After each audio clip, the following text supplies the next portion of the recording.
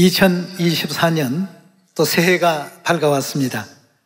안상욱님 강탄 106주년을 또 기념하는 예배를 오늘 올릴 수 있도록 축복하신 하늘아버지 안상욱님, 새 예루살렘 하늘어머니께 무한한 감사와 영광을 돌립니다. 아버지 이 땅에 오지 아니하셨더라면 과연 우리에게는 구원이 있을 수 있었을까? 또 생각해 볼 때마다 이 땅에 오심이 얼마나 크고 놀라운 일인지, 또 감사한 일인지 우리가 또 말로 형언할 수 없는 가운데 있습니다.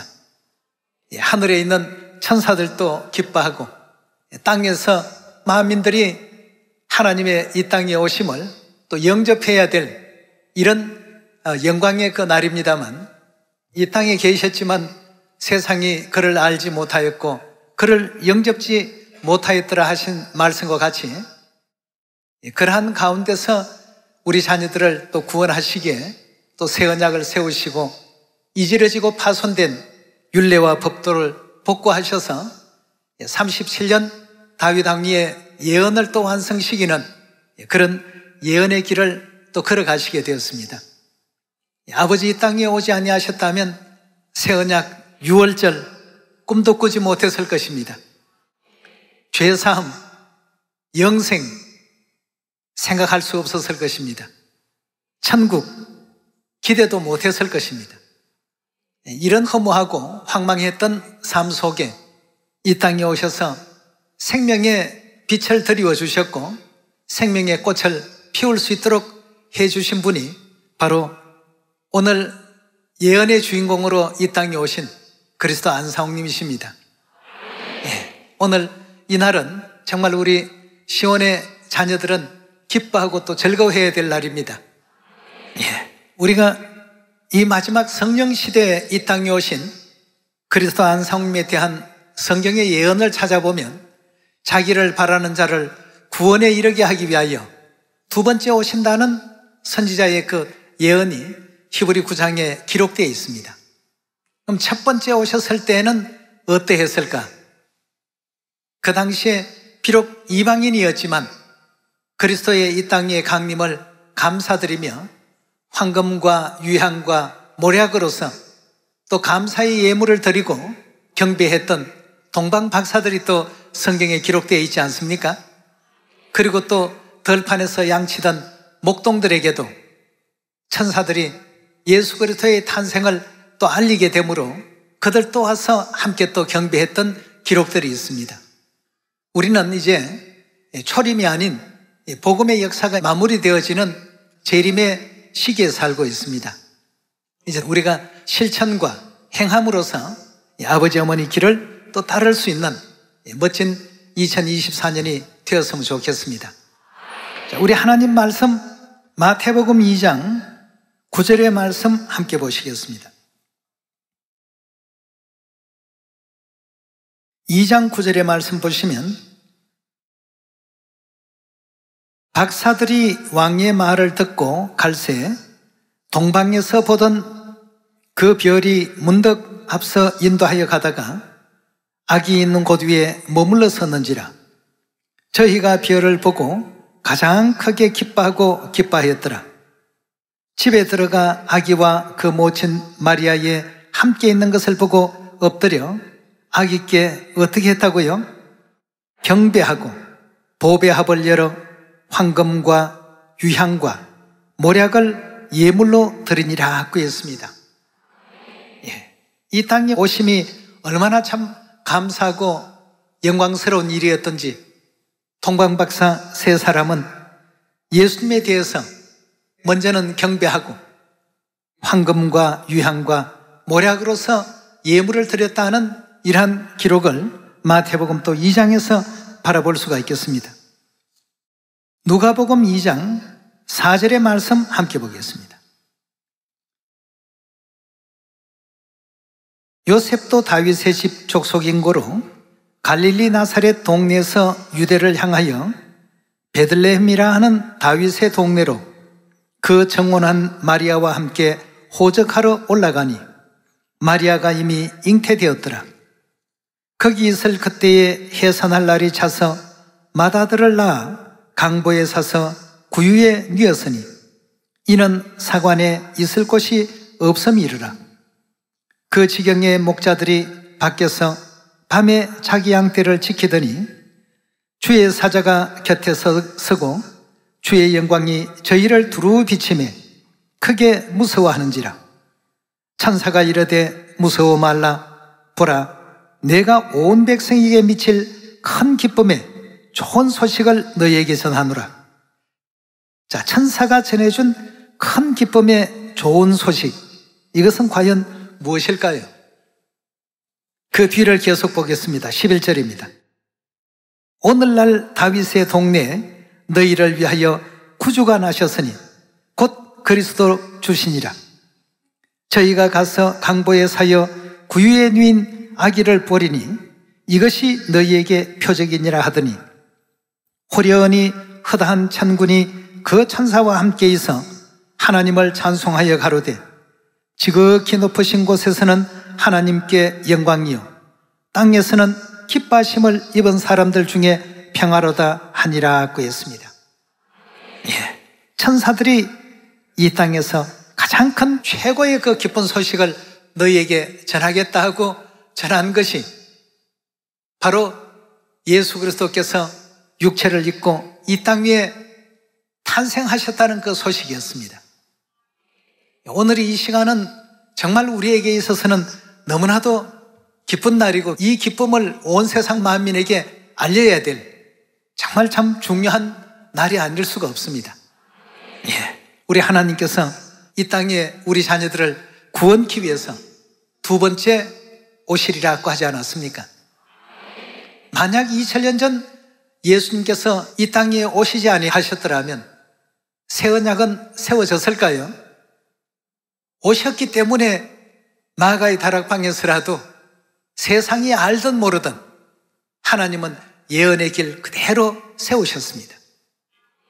이렇게 해서 하나님께서 육체의 옷을 입으시고 이 땅에 오셨다는 이 소식, 우리가 전 세계 만민들에게 이 성령 시대 이 땅에 오신 하나님을 자랑하고 전해야 되겠습니다.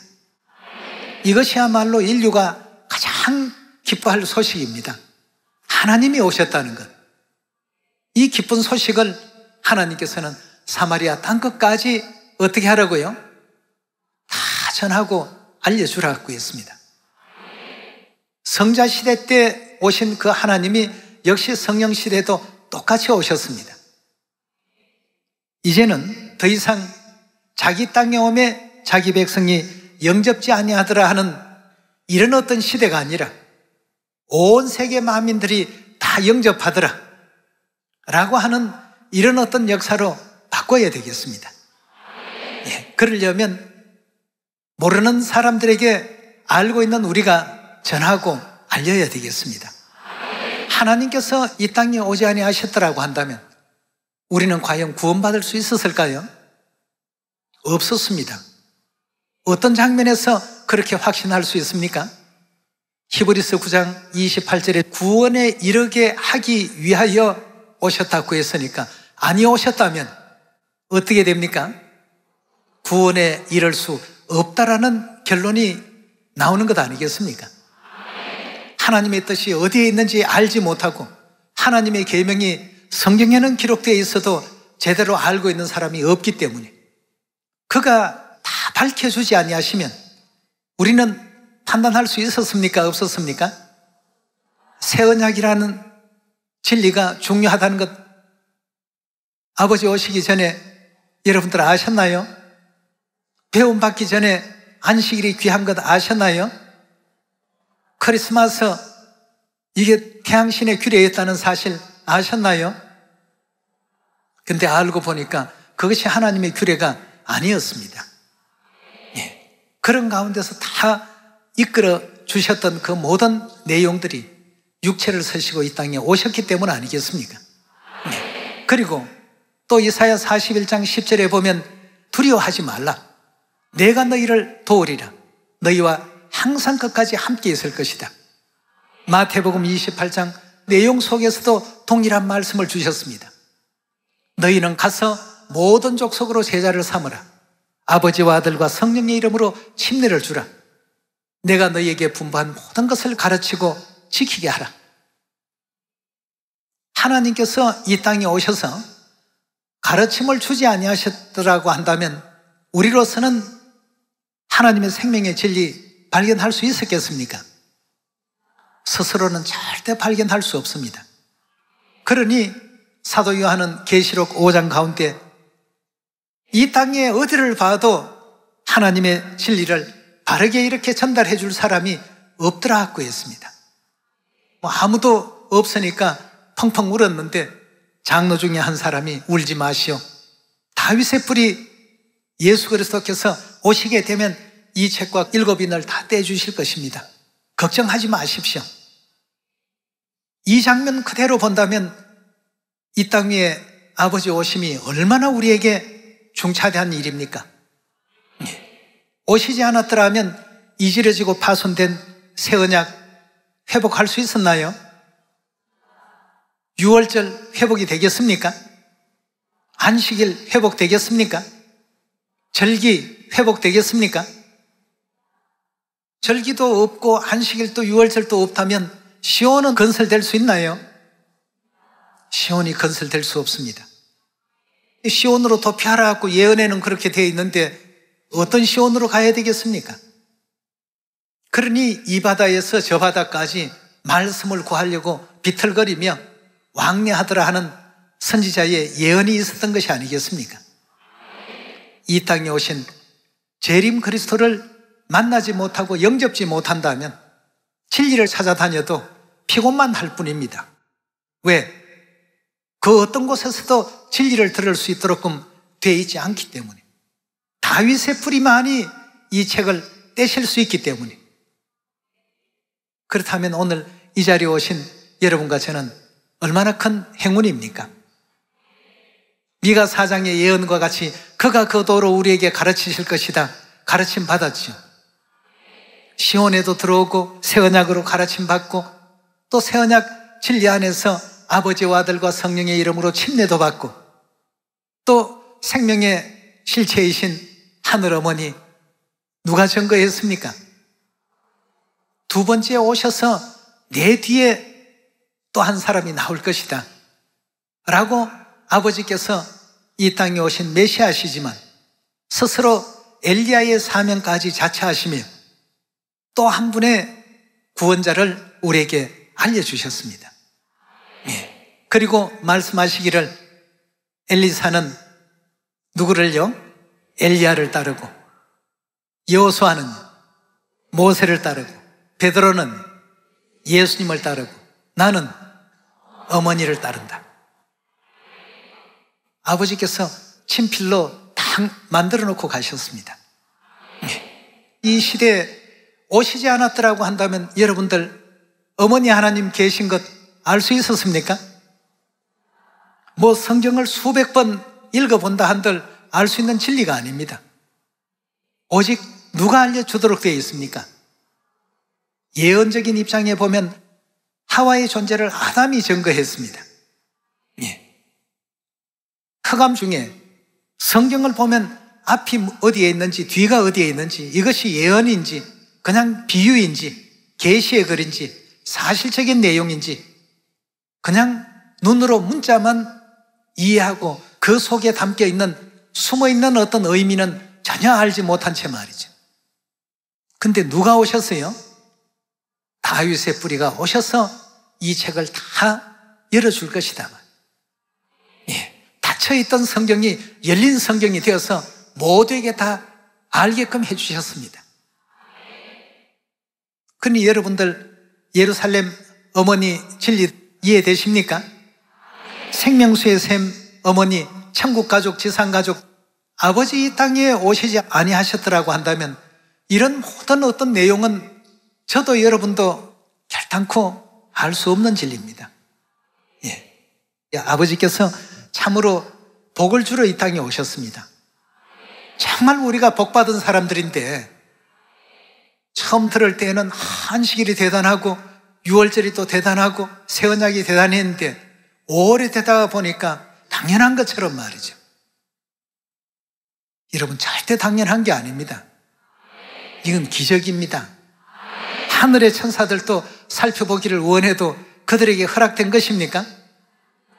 오직 우리에게 허락되었다는 이 사실로 바라보게 될 때 성령과 신부가 아니었다면 영적으로 가라고 목마른 자들이 어디에 가서 생명수를 얻을 것입니까? 아무도 생명수를 줄 사람이 없는데 오직 계시록 22장을 보니까 누가 있었다고요? 성령과 신부께서 오라 하시는도다.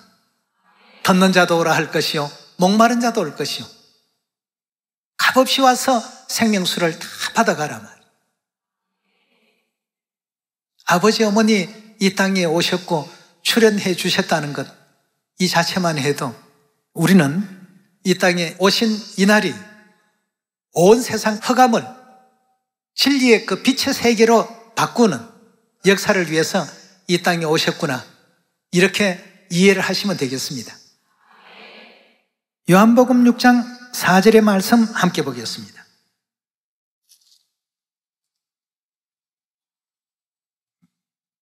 요한복음 6장 4절의 말씀 보시면 마침 유대인의 명절인 유월절이 가까운지라 예수께서 눈을 들어 큰 무리가 자기에게로 오는 것을 보시고 빌립에게 이르시되 우리가 어디서 떡을 사서 이 사람들로 먹게 하겠느냐 하시니 이렇게 말씀하시면 친히 어떻게 하실 것을 아시고 빌립을 시험코자 하심이라. 빌립이 대답하되 각 사람으로 조금씩 받게 할지라도 200데나리온의 떡이 부족하리이다. 제자 중 하나 곧 시몬 베드로의 형제 안드레가 예수께 여짜오되 여기 한 아이가 있어 보리떡 5개와 물고기 2마리를 가졌나이다. 그러나 그것이 이 많은 사람에게 얼마나 되게 삼나이까?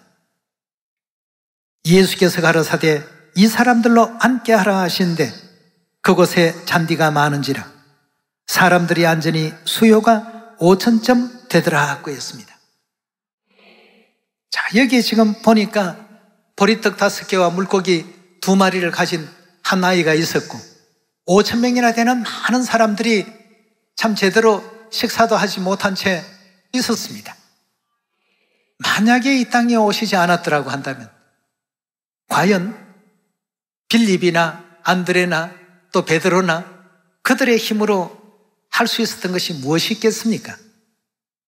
5,000명에게 실컷 배불리 먹일 수 있는 이런 능력이 그들에게 있었을까요? 보리떡 5개와 물고기 2마리를 가지고 이 사람들에게 나눠준들 얼마나 되겠습니까? 저는 이 장면을 매번 이렇게 곱씹어 보면서 생각을 합니다. 이 80억 전도를 과연 이거 어떻게 이루어야 될까?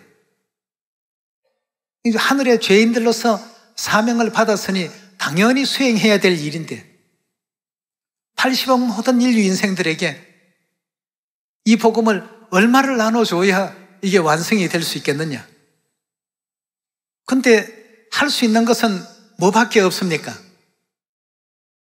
보리떡 5개와 물고기 2마리로 나눠주는 이 역할밖에는 우리가 할 수 있는 능력은 없습니다. 근데 그걸 내게로 가져오라고 하시니까 예수님께 가져가니까 5,000명이 다 먹고도 어떻습니까? 12광주리에 차고 넘치도록끔 거두어왔습니다. 처음에 7개짜리가 이렇게 변화를 일으켰습니다. 이 중간에서 안 되는 일을 되게끔 만드신 이가 누구시냐 이겁니다. 하나님이시거든요. 만약에 이 땅에 오시지 아니하셨더라고 한다면 똑같은 이와 같은 상황이 펼쳐졌을 때 그 5,000명 그 모인 사람들이 하루 왼종일 쫄쫄 굶었겠죠. 보리떡 5개와 물고기 2마리니까 도합 개수로는 7개입니다. 7명은 그래도 조금씩 충족할 수 있을지 몰라도 나머지 사람들은 전부 그냥 흙이 져서 아마 돌아갔을 것입니다. 우리가 가지고 있는 이 말씀의 능력들, 우리가 가지고 있는 말씀의 양식들, 이걸 가지고 온 세상 80억 인류 인생들에게 나눠준다 한들 도대체 얼마나 나눠줄 수 있겠습니까? 근데 하나님이 내가 너를 도와주리라고 했습니다. 도와주리라고 하는 그 말씀을 잘 한번 여러분 생각해 보십시오. 내가 다 할 수 있는 일 같으면 도움받을 필요 있습니까? 없습니까? 도움받을 필요 없습니다. 근데 절대 우리가 할 수 없는 일입니다. 네. 아버지 도와주십시오. 도움이 필요합니다.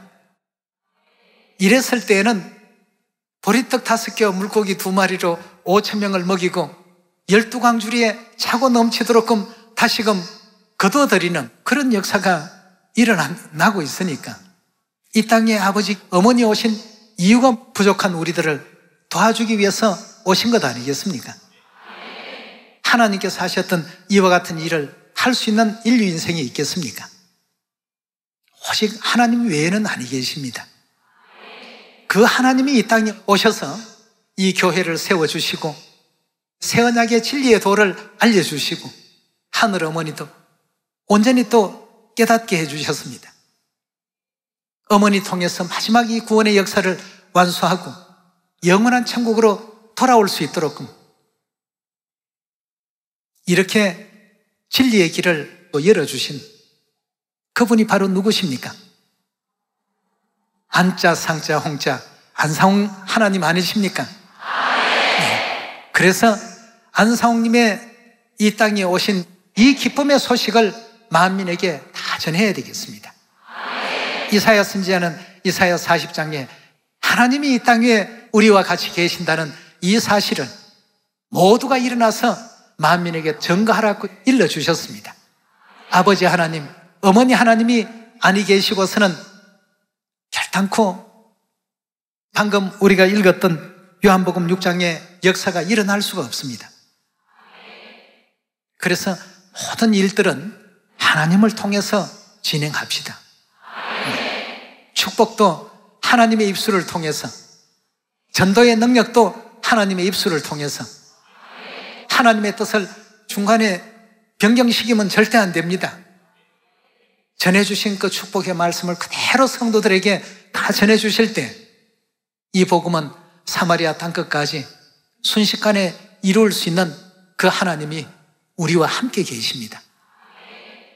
말일에 미가 선지자 예언을 따라서 친히 이 땅에 오셔서 시온에서 새 언약 생명에 잃어버렸던 율법을 다시금 반포해 주시고 초림 3년, 재림 37년, 다윗 왕이 40년의 예언을 완성시키시고 올리우신 분이 바로 그리스도 안상홍님 아니시겠습니까?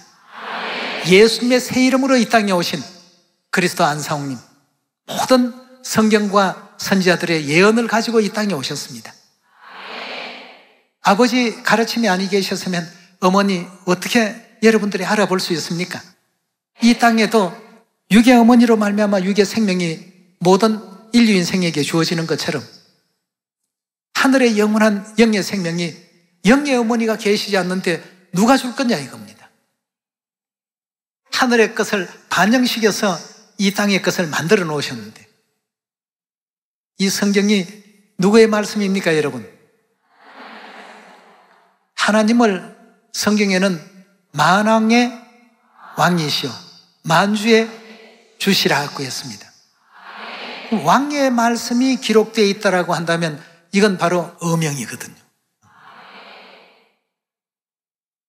그 오늘 제가 오면서 어명을 어기는 자는 어떤 처벌을 받는가 하고 보니까 1번이 사형입니다. 2번이 재산 몰수,